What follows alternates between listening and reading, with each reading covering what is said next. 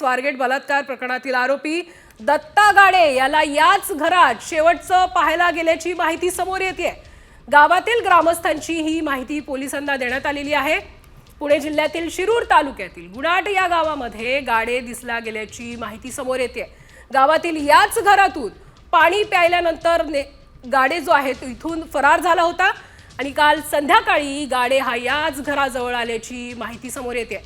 साम टीव्हीवर एक्सक्लुझिव्ह दृश्य बघतोय, हेच ते घर आहे जिथे गाडेला शेवटचं पाहण्यात आले होतं।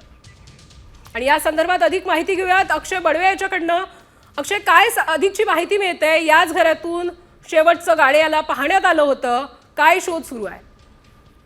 अगदी बरोबर आहे। मंगळवारी संपूर्ण घटना घडल्यानंतर या प्रकरणातील मुख्य आरोपी दत्तात्रय गाडे याने थेट शिरूरकडे कूच केली होती। पोलिसांना गुंगारा देत त्याने शिरूर गाठलं होतं आणि संपूर्ण दिवस हा शिरूरमध्ये असल्याचं पोलिसांना निष्पन्न झाल्यानंतर पुणे पोलिसांची गुन्हे शाखेचं पथक शिरूरमध्ये गेलं होतं। नेमकं काल दुपारी गाडे यांनी याच घरात काहीसा वेळ जो आहे तो घालवल्याचं तपासातून समोर आलेलं आहे। याच घरात एका महिलेकडनं त्याने पाण्याचा ग्लास देऊन पाणी देखील प्यायलेलं आहे आणि पाणी पिल्यानंतर गाडीने या घरातून थेट एका उसाच्या शेतात त्याने धाव घेतली असं देखील ग्रामस्थांनी ही माहिती जी आहे ती पोलिसांना दिलेली आहे। त्यामुळे पुणे पोलीस असतील किंवा पुणे ग्रामीण पोलीस असतील हे गाडीचा शोध घेण्यासाठी शिरूरमध्ये जोरदार प्रयत्न करतायत।